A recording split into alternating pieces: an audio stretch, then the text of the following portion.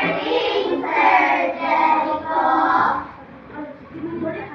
this is the last day na makikita tayo dito sa loob ng sulok ng silid na ito. So, I want to start this message. Thank you for the 3 months for the love, participation, respect na ibinigay niyo sa amin. Hindi ko inaasahan na ganito para sa Phoenix na magpaalam. It's so hard na nung sinimulan ko to, so many memories bring back to me. Yung unang pagpasok namin dito bilang student teacher,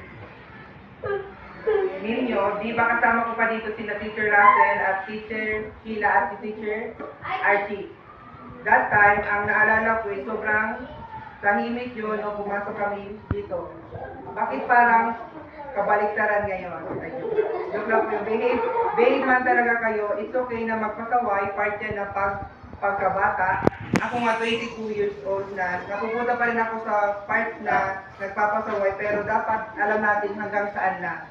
I want to share this post na lagi kong dala kahit until now. Yung post na hanggat may isang naniniwala sa'yo, pagpatuloy mo lang ang ginagawa mo. Why? Dahil yan na one person believe in you in terms of your knowledge and skill.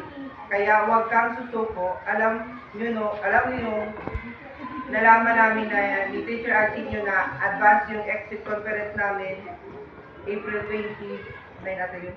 Nasad kami dahil alam namin na hindi kami na magtuturo, hindi na kami magsasaway ng mga maingay at lalong hindi na tayo makikita. Pero part yan ng aming journey. Aalis pa rin kami. Pero sa pag-alis namin, sana meron kayong tutunan na bagong kaalam na galing sa amin. At sana magamit nyo ito sa kaya yan. Please continue to pursue your dream.